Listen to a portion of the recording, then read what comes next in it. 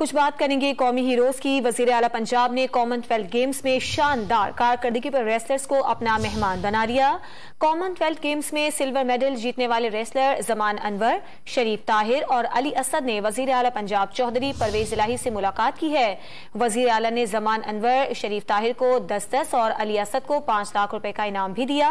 चौधरी परवेज इलाही ने तरबियत के लिए रेसलर्स को बैरून मुल्क भिजवाने जबकि पंजाब में आलमी मयार के 3 स्पोर्ट्स अरीना बनाने का भी ऐलान किया। स्पोर्ट्स अरीना गुजरांवाला, मुल्तान और लाहौर में बनाए जाएंगे।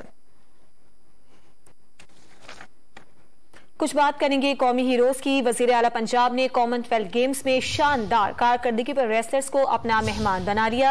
कॉमनवेल्थ गेम्स में सिल्वर मेडल जीतने वाले रेसलर जमान अनवर, शरीफ ताहिर और अली असद ने वजीर आला पंजाब चौधरी परवेज इलाही से मुलाकात की है।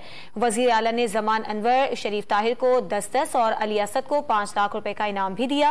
चौधरी परवेज इलाही ने तरबियत के लिए रेसलर्स को बैरून मुल्क भिजवाने जबकि पंजाब में आलमी मयार के 3 स्पोर्ट्स अरीना बनाने का भी ऐलान किया। स्पोर्ट्स अरीना गुजरांवाला, मुल्तान और लाहौर में बनाए जाएंगे।